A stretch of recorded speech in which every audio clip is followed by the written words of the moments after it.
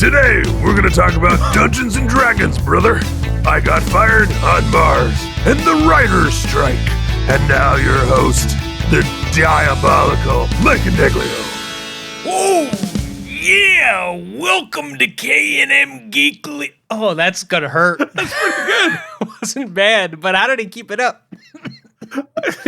Just a sneak peek, brother, at two geeks talking about some of the things body slamming them with the big elbow off the top rope this week. Has nothing to do with wrestling, as it turns out.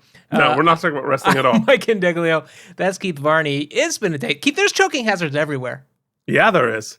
We finished up some reviews this morning, and now we're just going to chit and chat. Welcome to your Monday. Hope things are going okay. Hope you're not striking as we are, and I'm not going to continue that line of joking because it's a serious matter and it's affecting a lot of people. Or we hope you are striking. Yeah. Yeah. Yes, I can guarantee you I have not written a darned thing down for this episode, Keith. We are pulling out of our butts. There's a shock, but you know who is striking? A little cameo from. Hold on, I gotta get out of the way. Charlie? Is Charlie on strike? Why am I? Oh, because I'm backwards. Oh, there he is. Oh yeah, he's on strike. He does not want to participate in our shenanigans today. Hold on, let me zoom in so you can see him. He's right there, and it didn't work. But anyway, he's cute. Why would anything camera related work today, Keith? That's just not what we're doing. It's just not going to happen. Not going to happen. Another shout out. We did it on one of our other shows. We're going to do it on Geekly for that cross promo. Well, thanks to JD Makes. Yes. Grab him by the bazorps. So yeah, and I hope everybody had a great Mother's Day. Great transition. This is the second time I've done that. Oh well, whatever.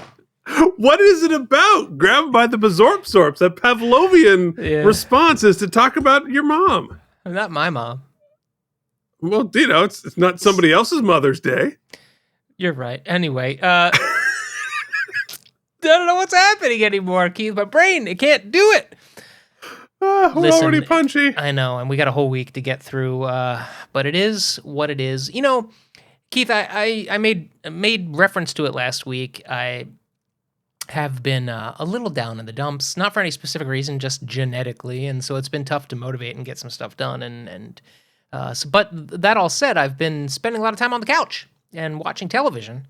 And so there's some stuff I wanted to talk about this week, some things I had been looking forward to, some things I had no interest in at all.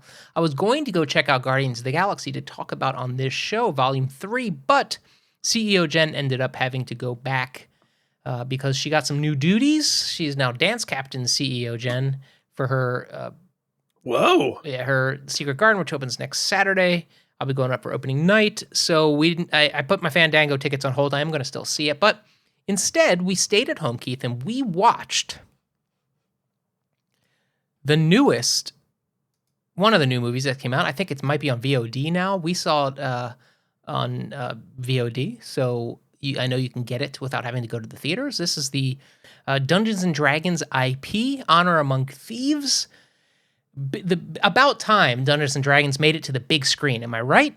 Although yes, I believe it did previously, but it wasn't any good. Am I right about that? Yeah, I think there was, but this is kind of their relaunch of the IP. Now, of course, Dungeons and Dragons has spawned in a whole genre of books and films and TVs, and we've gotten great movies in that genre. But this is kind of the relaunch of this IP. I think they're hoping whenever you see like kind of a tag title, you can tell they're trying to start a franchise. Now, Keith, I have a very loose affiliation and connection with Dungeons and Dragons, the tabletop role-playing game. Yep, right. I've rolled a few characters. I've played a few times. I love it I love listening to it. I listen to a bunch of a few podcasts. I know that you are. Yeah, these are my dice. So I was watching this specifically with you in mind because I thought because I look so much like Chris Pine. Yeah, right. I thought it was going. Now, I've much more experience with role-playing genres as a video game, and that universe I've spent a lot of time in. And so I was curious how this would pan out. I really had incredibly low expectations because it was either going to kind of disgrace the the IP, the genre, or be a cash grab, or be a kids movie, or the worst of all sins, make fun of itself. You know what I mean? Be kind of like spoofy or self-referential in a derogatory, in a or make condescending way. fun of the people who play Dungeons and Correct. Dragons. Yeah. So anyway, those are my expectations. They were low. And here's what I'm here to report, Keith. You ready for it? Yeah, I'm ready. I think it's great. Which blew my mind. First of all, you got Chris Pine. And the man is a charismatic, awesome magnet. There's just no way to not like Chris Pine. He's joined here by Michelle Rodriguez, Reggie Jean Page, Justice Smith, Sophia Lillis, and Hugh Grant, who is having a comedic renaissance right now, and who's just chewing the scenery in this movie. Now, it's a high recommend. Let me start there. Here are the things it does right, and a couple of my quibbles real quick. Number one, all those worries I had, none of them are warranted. The best thing that this movie does is take itself seriously. It creates a pretty compelling campaign. There are adequate twists and turns. Now, remember, it's like a PG-13 film, right? So its audience is not... But it's a comedy, right? It is a comedy, yes. Okay. But it still has really high stakes. They're pretty standard fare for this genre. Chris Pine's daughter is in some sort of a way, and he's got to do some MacGuffin to rescue her. Apparently looks like he's got to do some barding. He does do some barding, and kind of like what seems to be a nod a little bit towards that character in The Witcher, but that's aside. And he is perfect. He is playing sort of a Deadpool kind of character. He's a thief, so he's got that quippy kind of quick nature, which reminds me of the character you roll all the time. And or you talk about one of your characters is like a thief who is sort of, yeah, Skankra. Yeah, uses song to all kinds of spoof songs. He gives me that kind of a vibe. But you know how that thief character we're talking about can often become annoying or be the one that's poking too much fun? I thought like Deadpool does, like poke through the fourth wall and make fun. Does not do that. He is, because of machinations of the plot, he's also got other character skills, other character traits that he has to rely on. He's a good leader, yada, yada, yada. And his stakes are so well formed, and his bond with the other characters in his party is so forged and on, solid ground that the repartee between characters, their sort of evolution as a team, it's all good stuff. There's, like I said, enough twists and turns in the adventure that it's not completely point by point. You can't completely anticipate the entire plot from the beginning. Maybe a hair long, but regardless, it takes some big swings as far as ideas and problem-solving ideas that I think there's like 2 or 3 sequences that are really clever, I think, that kind of imitate the idea of an organic solution by a party that is not normal, kind of an outside-the-box thinking, which I think is one of the fun things we love about getting together and doing it in real time. So it captures that. The CGI takes some huge swings. It does not always succeed, but you get points for trying, right? Because some of it does work and some of it does succeed. It's got a good villain. It's got some clever twists, and the cast is uniformly excellent. Uniformly excellent across the board. Nobody stood out, and they all have they're all playing some general archetypes of this type of milieu, but bring their performances all bring a heart and a pathos to each of the characters, which at the end of the 2 hours, I was just flabbergasted as to how much fun I had. And at the end of the day, isn't fun kind of the whole thing? Well, I think that, I can't speak for the movie because I haven't seen it yet, but I can speak for Dungeons and Dragons as somebody who plays regularly. And you can check me out on Broadway Hit Points. We stream on Twitch live every Monday night, and it shows up on YouTube later. But I think everyone has an expectation about what Dungeons and Dragons is, the actual game where you're rolling, until they play it. And you either think it's going to be boring and weird and just sort of, or it's going to be angry and nerdy or whatever, until you play it. Mm-hmm. and then it's a completely different thing. And it really, I think if it's done correctly, it's an opportunity just to make your friends crack up. Mm-hmm. Right, and you problem solve in clever or ridiculous fashions, but it's comedy, not drama. Yep. And but can be super super fun. So Yeah, this and movie never is silly, but it is funny. There's some definite LOLs. It really surprised me. It just really surprised me, and I'm excited to hear what you. I think you should watch it. I think you'll really enjoy it. yeah, well, once it comes out on streaming something or other, I will. I think it will be very shortly, as it's doing its now theatrical VOD run, and then I'm sure someone will. Oh no, we're not friends with streaming right now. We'll talk about that later. Yeah. So Keith, speaking of you, Yes. I watched another show that I mean, what order did I put these in? No, we'll just find out. I know, right? Isn't that kind of the big? Oh yeah. Okay, so I'm going to close with that. You got to roll the dice. Yeah, Mike. the next thing I watched, I was so Dungeons and Dragons was a surprise that I was not expecting, and awesome. Now on the flip side, there was another show that I was looking forward to it, and that is, let me pop this out here. I'd mentioned my anticipation for this documentary a few weeks back. This is an Apple TV original documentary with input from Michael J. Fox. It started yesterday on the 12th, so last week. It's a documentary chronicling sort of Michael J. Fox's rise to stardom and also his diagnosis with Parkinson's disease and him dealing with it. I don't think there's a human being who doesn't appreciate Michael J. Fox, doesn't, for either his charitable work or just as a performer. He's endlessly watchable, uniquely compelling, and just a wonderful actor. So I had watched, a couple of sit-down one-on-ones in promotion of this film, interviewing Michael about his disease, about his work, and about this film. And I'm here to tell you, those interviews pretty much captured everything this movie does. There's one segment, there's one beat in the documentary where the filmmaker, whose name I do not have pulled up, so if you want to Google that, I apologize. It's splashed all over Apple TV. You can't blink 3 times without this being put in your feed. So if you're interested, it's there for you.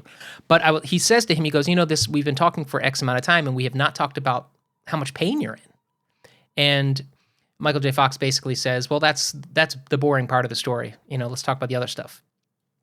And that kind of feels like the whole thing. Of the 2-hour runtime, maybe 10 minutes really gets inside of the struggle, which is what I thought this movie was going to open the door on a little bit. I thought we were going to really get into that. But instead, it's really focused on spending a good portion of the movie like following his rise to stardom, which I guess is interesting as he sort of reads often from his biography that I don't know if it's been released, but it's clear he's clearly reading the audiobook version. Davis Guggenheim is the director.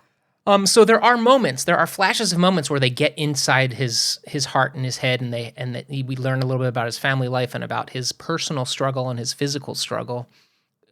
But those moments are dwarfed by just the other stuff, the showbiz stuff, which I found myself less interested in. And what I think would have helped that a little bit is that instead, what I love in documentaries is when we just focus on the subject and let them talk, and we can watch them talk and tell their story. And especially someone as charismatic as Michael. And yes, sometimes it's uncomfortable to watch him because his face goes through either moments of being like kind of frozen or moments of being really articulated, and it can be disconcerting. And I think it's definitely uncomfortable for him and disconcerting for him. And I think maybe due to his suggestion, or maybe the filmmakers chose, I don't know, they chose to not focus on him a lot. And so what they do, Keith, is as he's telling his story in Hollywood, how he rose to fame and dealt with a lot of that fame, Michael J. Fox has done enough stuff that they can use B-roll. They have done some recreation of him. They found, but most of it is just B-roll from random commercials and movies he's been in that they have stitched together to sort of show his journey, right? Interesting. Yes. In my opinion, it is not effective. It's kind of displacing in a way. It takes away the immersion, and I'm just like, let me watch him tell this story, right? Or if he's talking about a certain audition, let me see a B-roll from that movie. The way they kind of Frankenstein it together almost seems designed to have us not. It keeps us at surface level. I guess that's at the end of the day, in a movie that I expected to be really enlightening and a behind the scenes peek, it feels very much kept at arm's length. Now, I still enjoyed my time. I still finished it. I love Michael J. Fox. I think you do learn some tidbits, and I think that if money from this is being used to benefit his foundation, which I assume it must be, then it's worth a watch anyway. But that's an assumption. I do not know that. But it left me wanting. So that's one where I was a little disappointed. If Dungeons and Dragons was the pleasant surprise, this was the kind of the sad realization that it's not what I wanted it to be. Okay. There you go. So lastly, Keith, I wanted to talk about something I watched that also reminded me of you. Not that Michael J. Fox did. I'm saying Dungeons and Dragons did. Skip Michael J. Fox this last show. I would love to be Michael J. Fox. Keith, we often talk about how there's just so much content. There's so much to watch right now, right? And so much good stuff slips through the cracks. Sometimes I just flick around and click on something random. And that happened this week. I remember a time in my life when I was really into animated comedies. Cartoon Central, Cartoon Network, Aqua Teen Hunger Force, anything weird, Archer, BoJack Horseman, anything weird, bizarre, and a little dark and nihilistic, I was super into. And I stumbled upon a show called Fired on Mars. And all I knew about it was on HBO Max, and I was flicking around, and it just popped on. And all I knew about it was that Luke Wilson does the voice of the protagonist here. Let me give you the elevator pitch of the show. There is a mega corporation. We're familiar with that. Wayland-Yutani. They've started a wait. When I can't wait to see your reaction to some of the things that parallel just Keith Varney. Mm-hmm. There is a mega corporation that starts a colony on Mars. Okay, and they're sending up all these people now, and there are jobs to be had up there, Keith.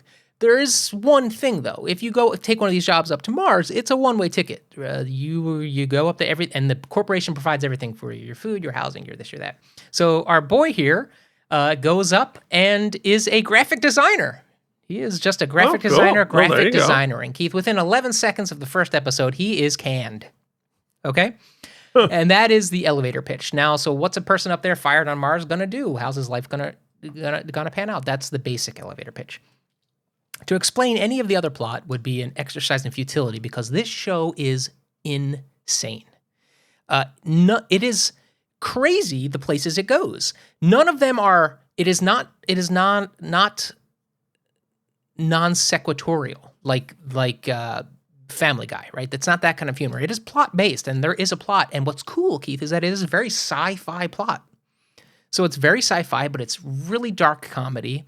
And sometimes he does a lot of his superpower is graphic design. So a lot of times to solve a problem, you'll see him and they'll do really funny montages of him clicking and choosing fonts and all kinds of crazy stuff, which is very Keith.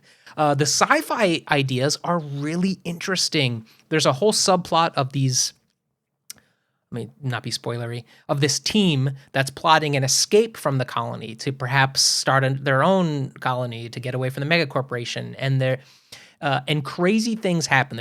There's all kinds of great side characters as you went from comedy. The animation style is really cool. The use of satire is really smart and really cutting. Luke Wilson is giving an amazing performance as your average everyday guy in this situation. There's a great subplot running with his girlfriend back on Earth, and every time he beams her back in, there's some random hot dude in the back. It's course. Just, it's really so many of the beats of his kind of situation just reminded me of you in a lot of ways. Just sort of sad, unsuccessful. And I find myself at pathetic. 4 o'clock in the morning last night, oh my God, I watched 8 of these. Just the good thing that comedy does. And of cartoon animation does, of just not being limited in what they can say or do, and just really great. And it's streaming, so you can binge, and they're 24-minute episodes. Really loving this show. It's Fire on Mars. It's a HBO Max original, although it's just Max now. They're doing away with the HBO in their title because reasons. So yeah, that's that. I really wanted to mention that. Absolute high recommend. So that's what I've been watching. And now I'm going to take out our background entirely, Keith. Yeah. Because this is our solidarity. No background. That's how we're doing it, Keith. Oh, well, that'll teach them. So the WGA is on strike, Keith. I know you wanted to talk about it, so I'll let you spearhead this conversation. Yeah, I mean, it's not a huge amount to talk about, but I think just to give people some context about what is happening, and I'm an authority on this in no way, shape, or form, because I'm a theater writer, not a WGA writer. That's TV, film, streaming, all of that sort of a world. But basically, what this fight is about residuals from streaming shows. And this actually AI, applies a little bit about AI as well. AI as well.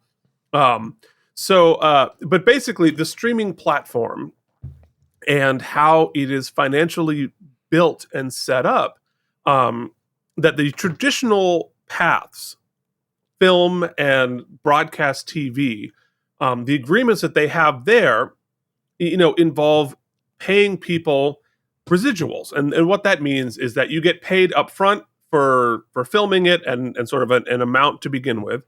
But then, because that IP, that episode or that movie or whatever, is continued to be monetized, right? So it gets broadcast on reruns. So the Law and Order episode you did, well, now it's on TBS, and every time it airs, you get paid again because your work is being exploited once again to make more money. So naturally, everybody who worked on it gets paid as a result of that, a portion of a piece of it. And that's the way it's been forever, until enter the streaming world. And so they're not on broadcast TV. They're like, oh, we're just on the internet or whatever. So they basically cut out residuals from the process. So if you do a Netflix show as an actor or as a writer, you get paid sort of up front, and it's not a lot of money. And then that's pretty much it, right? But they're still making money on it. They're making money on their platform. They're going to sell it to some other platform, and it's going to be there, and it's going to be all over the place. And those residuals are a tiny, tiny fraction of what they have always been. And so the writers are like, what the hell? We want residuals from our work. You're still making money off of our work, so we should continue to be paid for it.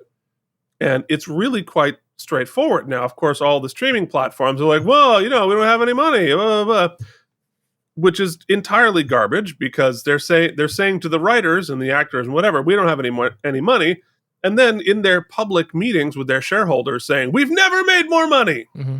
We've never been in a better position.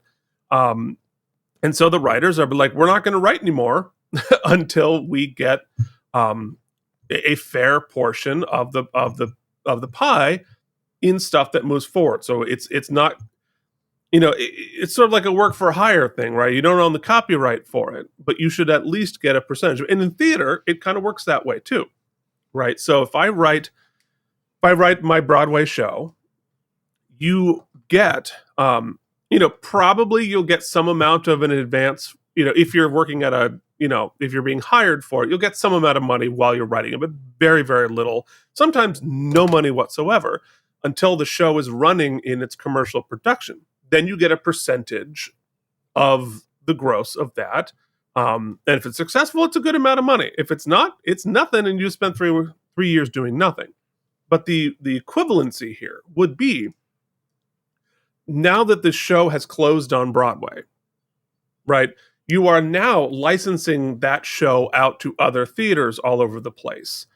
And the writers of the show continue to make residuals off of the licensing fees that these other theaters pay.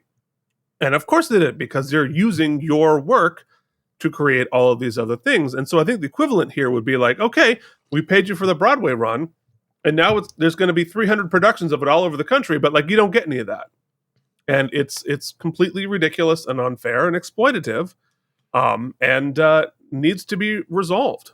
And I think my understanding of this is that Netflix is the one holding the hardest line, but it's going to have wide-ranging implications as we move forward, because right now nothing can be produced that's written.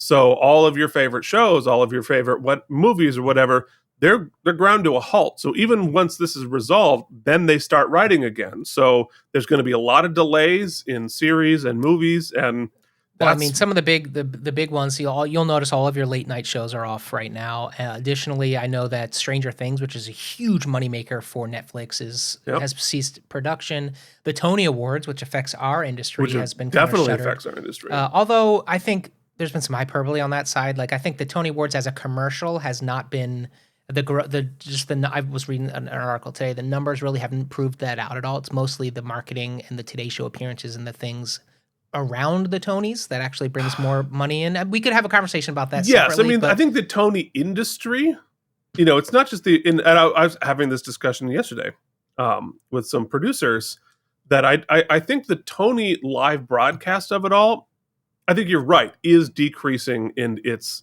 importance in terms of like that night is going to make the ticket sales. Yeah, the numbers just don't go around that. But that said, however, all the YouTube clips of the performances on the show that get shared around and the stamp of approval of this won 8 Tonys is essential for the business. And I know right now there are 5 or 6 shows hanging on by a thread to get to the Tonys and hoping that that's going to give them a bump that are going to be it's going to be pretty dangerous. That said, I mean, once again, but I think the general, not to broad brush it, but if your show is in that dire straits, just hanging on to the last thread to get to the Tonys, you don't have a hit right now. That's not to say there haven't been experiences where the Tonys have saved something and then regenerated. But there have been a ton of shows that get rescued by the Tonys. Spring Awakening was playing to half houses, less than half, losing money hand over fist until the Tonys, and then it was an impossible ticket to get for years. I think the numbers I was looking at were from 2018 to present, and they just have, it's been that. I'm not saying that didn't used to be the case. I'm saying that in the current market today, it's not as important when you can pay the money to do social media marketing, to get on the Today Show, to get on Good Morning America, to have those.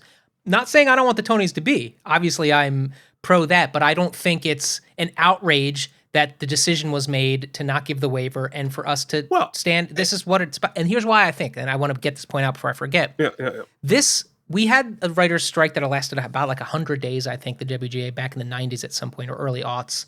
And listen, just like COVID, it shuts down an entire gig economy. It's not just the writers. It's everybody on these productions, down to the catering teams, to especially in Los Angeles. This is the entirety of the industry there is shut down. And you have to say, are people being greedy? Listen, I don't know if you ever watched the show Adam Ruins Everything. I forget Adam's last name, but he's one of the negotiators for the WGA, and he's been really transparent on Twitter. I've been following his Twitter account as to where they are. Here's the scary thing. One of the things in here, not to be alarmist, is that they just want simple assurances that you cannot use AI to generate lead scripts or to generate lead script ideas. That's really all they're asking as far as the AI thing is going, and they will not budge, Keith. Now, we sit on a precipice, because what industry, with where AI sits right now, we've talked about elections a lot, but what industry serves to be obliterated most quickly by artificial intelligence that at a button prompt can produce a script, right? And then you can judge that script, and, who needs the writers, right? And especially during a strike, this is a time where we're sitting on that tipping point, an inflection point, where if we don't stand behind this point and at least get something in writing that says, hey, human beings still are part of this, this is the time. This is the important 100%. No, and it's the tip of the sword, right? Because you talk about, AI replacing writers. Yeah, sure. Are you an accountant? Are you a banker? Are you a designer? Mhm. Are you in customer service? Are all of it? Literally everything can will be capable of being replaced by AI in the next 10 years. So, do you want to have a job at all? In a job completely unrelated to this? This is setting precedent. Mm-hmm. We're going to have this battle again on pretty much any industry that involves a human being creating something. In addition to that, whereas it seems to me like the WGA is uh, negotiating in good faith, some of the streaming services are not. Yeah. For example, Netflix has already requested that on the shows that are shut down, that the showrunners, the people running the show, still come in and work because you're not actively writing. Well, that whole they're part of the writers' room. They're head of the writers' room in many times. Of course, they're writers. Of course, they're part of that. And I'm sure they're all WGA members as well. They're splitting hairs, is where they're at in their negotiation. On top of that, a lot of these streaming services coming out of COVID have a stockpile of scripts and ideas and ideation taking place. They've had the time to do that, and so they're not in any rush. They got some stuff. There's probably plenty of people who are willing to scab, or there are ways to split hairs and find back roads. I know that Ken Jennings is a production on Jeopardy. He's in the news right now because Mayim Bialik decided not to participate, but he is blah blah blah blah blah. They will find a way to do their thing. That's why unions are important. That's why sister unions are important. And instead of and that's exactly why the Tonys are not going to happen. And because the unions are working together and shouldn't be. Absolutely. And that's where I think the thing. So you, consumer, how can you be a part of this? And the question and the thing comes down to is just don't. I mean, it's as simple as it seems in our culture. I think it's important now is to not get aboard the hysteria train. Like I said, I want the Tonys to exist as much as possible, but I'm sure as hell not going to. There are some producers that are prevalent in our industry. Get on Twitter and get on Facebook and totally destroy the writers' union because they're ruining the Tonys or what. Like, we're not going to play that game. We stand with the writers' union. I'm on board, right? I'm a sister union. I'm a member of Actors Equity. Those are my brothers and sisters. I'm there. I'm supporting. That's the best I can do right now. And I think SAG. I don't know if SAG is, but they should. It should be next. Yeah, should be. Should be next because there's no, there's no reason anybody in SAG should be performing without, which is tough. I mean, it's painful, but that the only way a strike is successful is it's painful. And if we don't have that ability, then everyone can and will be exploited even further. Yeah. And so I think for us, for everybody out there listening to this, is to keep our eye on the problem. Mm-hmm. The problem is writers are being exploited right and left. The problem is not they're striking. The problem is they're being exploited and the people exploiting them are unwilling to stop. So the people who are causing this, the people who are causing your Stranger Things not to be coming out are the producers, are the Netflix, are the streamers, are those people, not the writers. I think it's important to keep that in mind. And educate yourself. Let me get his name right. Adam Conover. He's on Twitter, and he is really lays out the demands that things are asking for and what the response is at this current moment. And you can see it's not. I get it. Movie making, TV. You think there's a gajillion dollars in this industry. I'm sure they're getting paid well, but guess what? When it trickles down, man, they're not. They're not. No, and that's the thing. You see all of that money, so you assume everybody touching it is rich. Mm-hmm. They're not.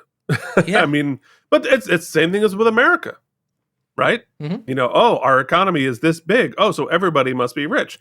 No, there's like 5 people who are controlling 98% of that money, and everyone else really is scrabbling on for scraps. And we will check back in on with this story as it progresses, because let me tell you, from what I've read, it seems like the streaming services, it does not seem like there is any movement. Their heels are dug in. Like I said, the last strike went 100+ days, and it could be worse this time. I hope not. I hope that we come to our senses, but it's hard to say where things are going to go. Well, it's tough because, it comes down to money, right? Mm-hmm. The writers, they don't have, we don't have very much money. We can't just sit for a year and not make any money. Netflix, they can chill for a year, and they're going to be fine. They're not, they're and that's why we have an exploited position to begin with, because they're desperate. Writers are desperate. I say that for myself, right?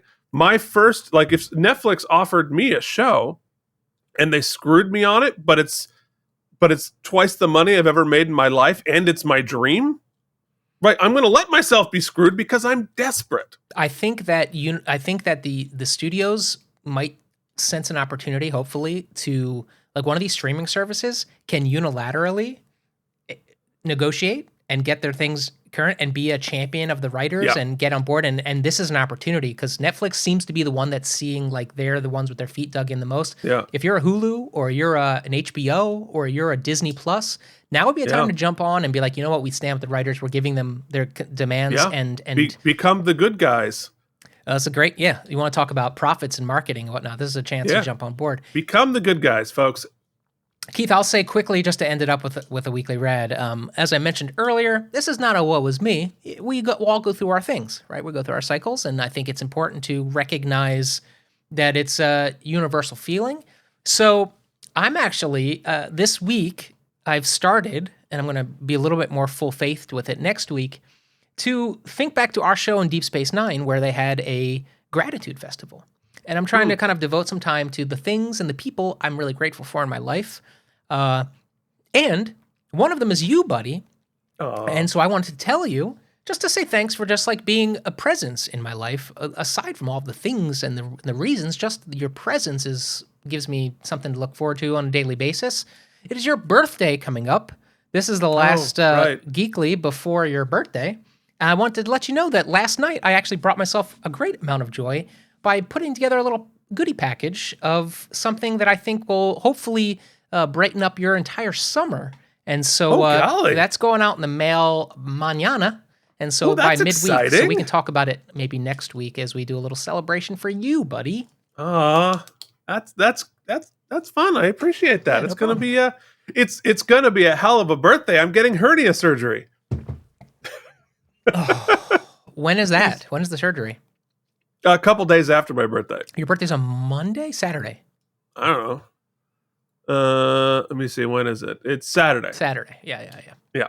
So, yeah. Oh, but talk about things I don't usually want to focus on, but if there's presents coming, I'm on board. So that's really, I should be appreciate helpful for that. your recovery. I don't want to say too much, but I think you'll enjoy it. I'm excited. I'm very excited about it. Thank you. Well, likewise, obviously. So for my rad thing, now anything I say that's not my gratitude to you is going to make me an asshole. No, please don't. So my gratitude thing are to the people in my life. You are one of those, but who have chosen to include me in some pretty cool stuff. And I went to the first developmental reading of the Midnight in the Garden of Good and Evil musical, which is in development now for Broadway, coming up in a couple of years, I imagine. But the producers are friends of mine, and went to go see the first ever reading of this. It's the first time it's ever been performed for people. They just finished the second act, so to get a chance to see it there, and it's just in a rehearsal studio with an amazing, like, all-star Broadway cast. The team is amazing, and it was just, it's a room filled with people who are doing what I want to do, right? Living the dream that I want to live, and watching their work and watching it develop. And it was very exciting. It's in fabulous shape for this stage in the process. But just my, and then, like, to go to the party the next day, and I don't have a role in this, right? I'm not really a part of this production in any way, shape, or form. But I've been welcomed and invited to come in and be part of it in a small way. And it helped reinvigorate my love of this. It's been a bit of a challenging year career wise, and I've had a fair amount of disappointments, career wise as I'm working, and as you well know, it's hard to keep your chin up in this business. Yeah. It's hard to keep the balloon afloat, and that's something that I've always had the superpower of, always having my balloon aloft, and always like, the next thing's going to be the big thing. I've got blah, blah, blah.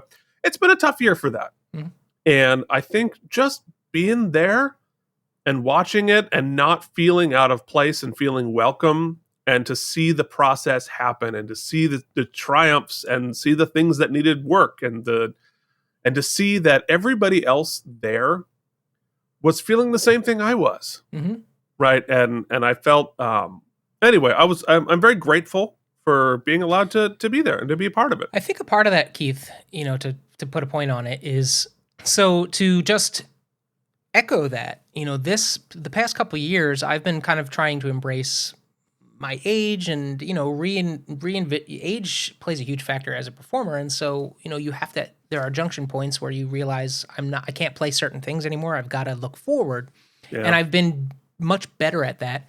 And maybe the past 6 months have a lot of opportunities have presented themselves in a new community and all kinds of things, and have had so many doors open only to then briskly be shut. And so there's pro con, right? First thing, what I love about maturity and about age has brought me is that I no longer, it used to be when you get all those disappointments, especially a lot of them at once, it used to be, I can't think about the theater. I don't want to talk about it. I want to go see it. I don't want to support anybody. It becomes you get very shielded and embittered, I guess is the best way to put it. Yeah. That no longer happens to me. But that said, it doesn't mean you don't feel those disappointments anymore. As much as I know I did some really great work, and I put you still feel I didn't get that. Like my whole summer, I haven't had a free summer with no show like in years. But this is not a woe's me. My point here is that all of those disappointments, all of the things you did that keep piling up and piling up, good, bad, or ugly, still are formulating a resume and are still formulating experience. And all that experience is worth something. So being in that room 100%. Isn't just we bringing our buddy Keith as a pity invite. It's because I'm sure your insight is valuable. Your opinion is valuable. Your creative input is valuable to those people and to the people at large. And who knows, in the next little bit of time, because the journey to Broadway is a long one. Sure is. Where you might slot in or might not, but that is why you're in the room. It's not. No, for sure. What I mean? And I think, I inspired by what you were saying there. I think for me, the way to keep the balloon afloat is to do two things. One, continually remind yourself why you love this, not why you hate it, right? And that's, to not become embittered. Keep going to see shows, keep seeing stuff, keep being inspired, keep in contact with the 13-year-old version of yourself lying in bed listening to Sunday in the Park on your Discman, right? And thinking like, shit, this is all I care about. Keep in contact with that kid, right? And you're right, keep your experiences and your resume at the forefront, so like, I'm not nowhere. I have done all of these things. And the other part of that, and related to that list of things you've done, keep in contact with gratitude, right? And like, yes, I want to be the one who wrote this show, but like, I'm in this room. I'm allowed to be in this room, to be part of this magical, special thing. There's, that when this show gets to Broadway, I'll be one of 100 people in the universe who saw it at this stage, right? And think and to keep in contact with that 13-year-old me, to be in that room and to see that, I would have lost my ever loving mind, and like to be grateful for that, especially within an artistic journey of production. I think the voices who are able to walk the line of not being sycophants, right, and not just saying, "Oh, it was great," because you want to be involved at some point, or Right. people who have so much bitterness and vitriol that they just shit on everything. If Right. you can give a measured, creatively fruitful, and helpful critique and be part of a process that understands collaboration and that things need to grow and they aren't just static one way or the other at any given point, you are valuable. Well, and to know how and when to do that. Yeah. The party afterwards is where you say it was great. Yeah. The Then- email you write a couple days later, and The they email ask you what write a couple thought. days later, and like here's what I felt worked, here's what I didn't, here's an idea, ignore it or not, whatever. Yeah, I mean that's all part of it. And to be, I was giving feedback on another show, and I was thinking like again in the grateful, how grateful I am to be so lucky to be in a position to give feedback on something at that level. Mhm. I feel intensely grateful. And like, am I getting a piece of the show? No. I'm not getting anything. I'm not even involved in any way, shape, or form. But my God, what a privilege. Well, you think about it, like, all your readings and your shows and the things you've done, you ask a lot of people for feedback. Sure do. But in your head, you have Rolodex of those feedbacks, emails that you're going to star and look at and give a shit and utilize, right? 100%. And so to be on that list for others is it's not something. It is something to be grateful for. For sure. Yeah. So that's my rad, buddy. Okay. Well, there you go, folks. We started with TV. We ended with, as Keith and I generally do on Geekly, really in-depth, heartfelt conversation that no one will listen to. But you can listen to this on your podcast feeds or on our Patreon. My mom's going to listen to this. Yes, your mom will. Probably months later. 100%. But she will chime in and thank us, and it will feel great that she did. Hey, listen, we got to get out of here. We have things to do. Keith's a busy man. But I don't want you to forget to write in and tell Keith happy birthday so we can read it on air next week. But in the meantime, keep on doing the things you find fun. Play Zelda if you can get a hand on it. Don't let anyone yuck your yum no matter what it is. And keep on geeking on.